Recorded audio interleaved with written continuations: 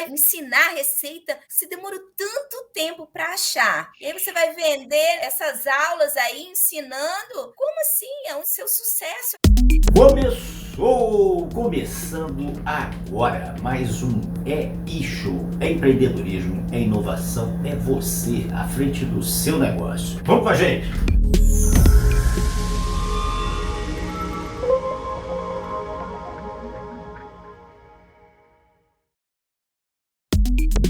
Estamos aqui com a Lu, a fundadora do Instituto Gourmet. A Lu foi quem começou o Instituto Gourmet, que vocês vão ver a potência que é. Ô Lu, seja muito bem-vinda ao E-Show. Obrigado aí pela sua presença, pelo seu tempo aqui conosco. Muito obrigada, Flávia. É um prazer estar aqui e ter a oportunidade de compartilhar um pouquinho da história do Instituto Gourmet com vocês. Ô Lu, conta pra gente, eu queria que você contasse um pouquinho da sua história, desde menina e tal, já tinham traços assim de empreendedora, ou seja, você já tinha percebido que um dia você ia ser empreendedora, dona de um negócio? Eu já tinha percebido que eu seria educadora, isso eu tinha certeza. Eu sabia que eu gostava de ensinar, porque eu já fazia escolinha, então eu brincava muito de escolinha quando era pequena, eu era professora sempre. O empreendedorismo ele entrou mesmo na época da faculdade, quando eu tive que começar a vender bijuterias para poder bancar a parte de material, né? Porque é muito caro, a gente fica comprando material até finalizar a faculdade. E também eu gostaria, assim, de chegar no fim de semana e ter um dinheirinho extra para poder sair, para poder lanchar. E eu sempre fui muito de não gostar de pedir o meu pai, porque meu pai era assim, eu pedia dinheiro, ele perguntava para quê?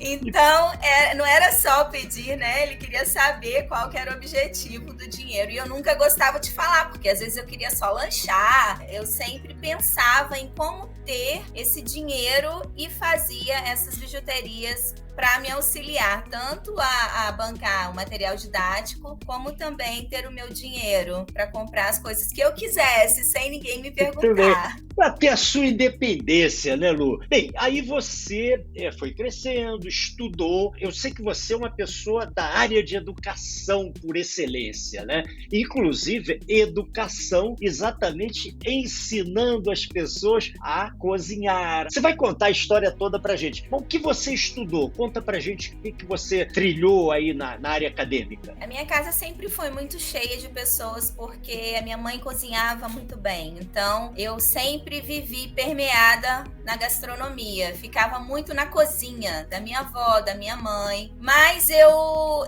quis muito tentar entrar na área da saúde. E aí eu fiz biologia, mas quando eu fui fazer um estágio, na hora que tava colhendo sangue ali, eu tive tipo que uma síncope, assim, sabe? Comecei a passar mal, a minha pressão baixou. E eu falei assim, caramba, eu fiz a faculdade de biologia, mas eu não vou conseguir ir para a área de saúde, porque eu queria muito ir para a parte de análises clínicas. Sim. Mas amava biologia, a parte ambiental, então vou para a parte ambiental. Aí comecei mais puxando para o meio ambiente, fiz especialização nessa área de ciências. Não foi de todo perdido, né? Porque eu acabei utilizando muito do que eu aprendi em biologia na gastronomia também. Casei, né? Tive meu primeiro filho, tive essa necessidade, ministrava aulas de biologia ainda, gostava muito de lecionar e eu sempre fui muito amiga dos meus alunos, eles gostavam muito da minha didática. Quando meu filho nasceu, eu fiquei com aquele conflito da mulher, né? De voltar para o trabalho, porque a gente sabe que a gente precisa ser útil, porque a gente, principalmente no resguardo, se sente muito limitada, né? De só estar ali cuidando das funções da criança. E aquela parte, né, que a gente tem de fazer algo para a sociedade ou para o trabalho, de alguma forma ela fica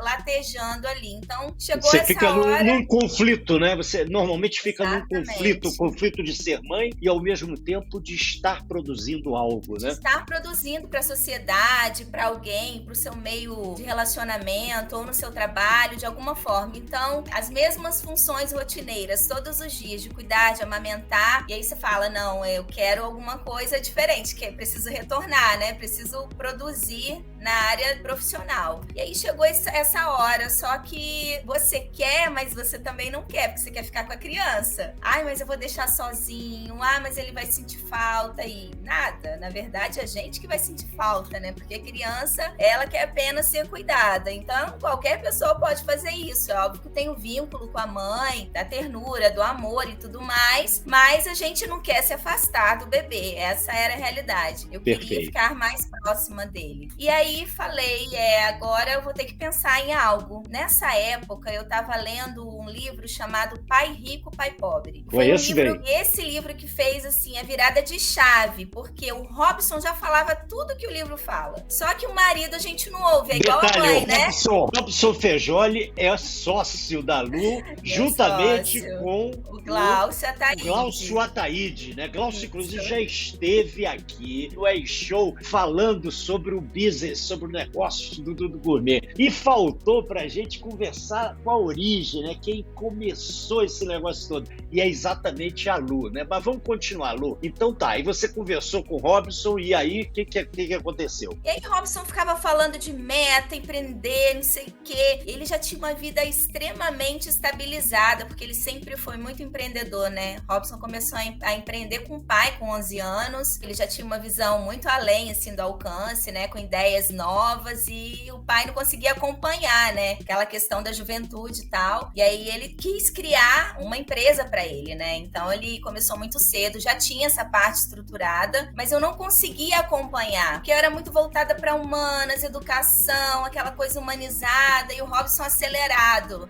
E era um negócio de que ele tinha, Lu? O Robson começou com agro. No interior ele tinha uma loja dessa... Eu fui gerente dele até, aprendi com ele. Que bom, que bacana. E aí tinha uma loja voltada para o agronegócio. Isso, agronegócio. E aí, no casamento, a gente começou a conflitar, porque eu era toda assim, idealizando coisas e o Robson ali realizando. Eu só idealizava. E aí esse livro fez a minha chave virar, tipo assim, né? Você vai fazer o quê? E agora? Você tem a parte de dar aula, mas se você parar de dar aula, como que você vai se manter? De onde você tira esse sustento que você já conta com ele mensalmente? Então, eu fiquei pensando o que eu poderia fazer. E lendo esse livro, eu já sabia que eu precisava criar algo. E a gente teve uma cerimônia de casamento muito simples. E nessa época, a gente ofereceu um jantar e eu liguei para várias pessoas da cidade para ver se alguém conseguia me fornecer o bem casado para eu poder dar de lembrança para os meus convidados. E aí ninguém podia me entregar porque estava muito em cima e eu fiquei tão indignada, Flávio. Eu falei, não é possível que alguém não consegue me entregar um doce, né? Eram, não sei, 40 unidades que eu queria só. Aí, como eu sempre fui muito ousada, de tudo que eu nunca consigo, Flávio, eu faço. Beleza, eu limpava, vou te falar que eu limpava cabeçote de videocassete pra não pagar a limpeza. Então, eu tô entregando a idade, né? Pra quem é da minha época vai saber o que eu tô falando, né? E aí, eu falei, vou fazer o bem casado. Fui pra internet, comecei a pesquisar a receita e óbvio, né? Primeira coisa que a gente procura é alguém que tem uma autoridade na área, que foi a Ana Maria Braga. Peguei uma receita dela e não deu certo, né? Melou tudo, fiz tudo errado. E aí eu falei assim, não, mas eu vou aprender a fazer esse negócio. Porque como tem poucas pessoas que faz e ainda não conseguiram me entregar, vai ser isso que eu vou vender. Já sei que eu vou vender, vou fazer doces. E eu sempre gostei muito dessa parte de sobremesas. Quando eu namorava o Robson, eu ficava sempre com a sobremesa. Você, Lu, já identificou um problema na sociedade? Não existe fornecedor para bem casado. Exatamente. Então, isso é oportunidade, né? Não tem ninguém fazendo um doce legal aqui. Então, você identificou o problema e já partiu para apresentar a solução. Vamos lá. E aí? Tentou a primeira vez, não deu. E eu sempre fui aquela pessoa que eu falei assim, eu vou começar e eu jamais vou rejeitar pedido. Vou te contar essa história mais na frente. Aí comecei com Bem Casado, fazendo Bem Casado, oferecendo para as pessoas mais próximas. Ou seja, aí você fez a segunda vez, a terceira vez, até acertar e ficou bem feito, ficou gostoso. Ficou bem feito, ficou gostoso. E aí comecei a vender. Só que as noivas queriam também os docinhos. E aí eu comecei a fazer docinho. Aí as noivas queriam bolo. Aí eu comecei a fazer o bolo. Só que chegou uma hora, Flávio, sabe aquelas horas assim que você acha que você tá abafando, que você já aprendeu a fazer tudo sozinha, né? E aí teve um dia que eu fui entregar uns bombons de fruta para uma encomenda de uma amiga minha que trabalhava junto comigo, era professora na época que eu dava aula. Quando eu abri, Flávia, assim, ó, os bombons de morango, eu comprava morangos lindos, né? Para poder a apresentação ficar bem agradável, assim, visualmente, porque a gastronomia começa com o olhar, né? Tem que estar bonito esteticamente. Você come com os olhos primeiro, né? Exatamente. Quando eu abri, tava todos mofados, acredita? De um dia pro outro mofou. E eu falei assim, meu Deus do céu, é a hora que cai a ficha e fala assim, preciso o quê? Me profissionalizar. Foi quando eu comecei a procurar os cursos e vi a importância de você ter o conhecimento certo para poder vender o seu produto. E aquilo foi uma lição para mim. Pedi desculpa, devolvi o dinheiro, claro, e fui me profissionalizar, fazer cursos na área da gastronomia. E aí me apaixonei. E aí eu falei, já sei o que eu vou fazer, vou entrar na faculdade de gastronomia e vou seguir esse ramo, porque foi uma coisa que mexeu... Eu não sabia o que era paixão, mas sempre ouvi muitas pessoas falando de paixão pelo que faz. Isso sempre me intrigou muito. E quando eu comecei a fazer os cursos, eu entendi o que era paixão, porque para mim não tinha sábado e domingo, eu nem ligava. Eu queria estar ali confeitando, eu amava. Maravilha, Lu! Lu, você acabou de dar uma aula aqui para quem está querendo começar a empreender. Primeiro, comece, né? Vai com medo, sem saber direito, mas comece e vá ajustando, vá melhorando, aprimorando, aprenda. E aí você foi aprendendo, empreendendo e foi. Vamos lá, vamos continuar que tá muito boa essa história. E aí, comecei a vender de tudo, né? E fazer curso ali, fazer curso aqui. Aí as pessoas gostavam tanto que queria aprender. E aí o meu Bem Casado, ele tinha um gosto muito bom, só que tinha uma coisa, eu sempre fui muito detalhista, tinha uma coisa que me incomodava, que era um gostinho final do amido de milho. Eu falava, poxa, ele é gostoso, mas assim, no finalzinho tem esse gosto. E aí eu falei assim, eu queria uma massa diferente. E nessa época, Flávio, eu era péssima de gestão financeira. Pensa numa pessoa endividada. Eu gastava tudo que eu não tinha, de verdade. Robson todo certinho, eu escondia a fatura de cartão de crédito, eu escondia a bolsa quando eu comprava, escondia a chave para ele não achar a fatura. Tinha lá, né, a chave da caixinha do correio, escondia até a chave para ele não abrir a caixinha.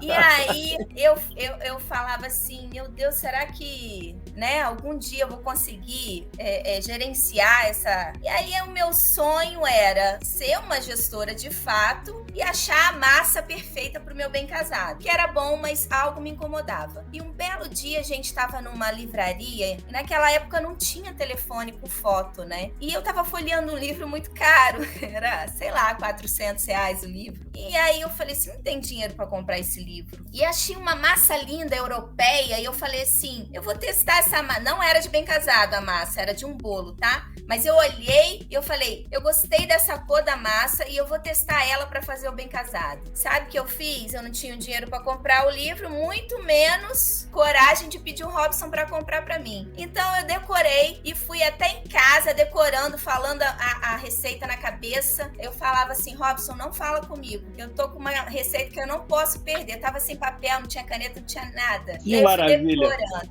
Cheguei em casa numa velocidade, escrevi a receita rápido e já fui testar, claro, né? Aí eu falei, achei a massa. Dei pra ele provar, ele adorou. Porque antes ele falava assim pra mim, eu comprei o melhor Bem Casado do Brasil na época, porque eu queria provar todos os Bem Casados que eu via na frente. E aí eu comprei o melhor Bem Casado mais famoso do Brasil e dei pra ele provar e perguntei, o que você acha do meu? Aí ele falou assim pra mim, não chega nem no dedinho. Só que aquilo me motivou a achar a massa que eu queria. Então, nesse dia eu achei. Ele provou, ele falou, é essa aí, pode continuar. E eu fui elaborando ela e melhorando cada dia mais. E ficou, de fato, um bem casado delicioso. Aí pronto, aí foi sucesso. E as pessoas ficaram tão encantadas que queriam aprender a fazer o bem casado. Que beleza. O Robson ficou indignado. Ele falou, mas você vai ensinar a receita? Você demorou tanto tempo para achar. E aí você vai vender, né, essas aulas aí ensinando? Como assim? É o seu sucesso, é o bem casado. Aí eu virei para ele e falei, Robson, mas cada mão é única.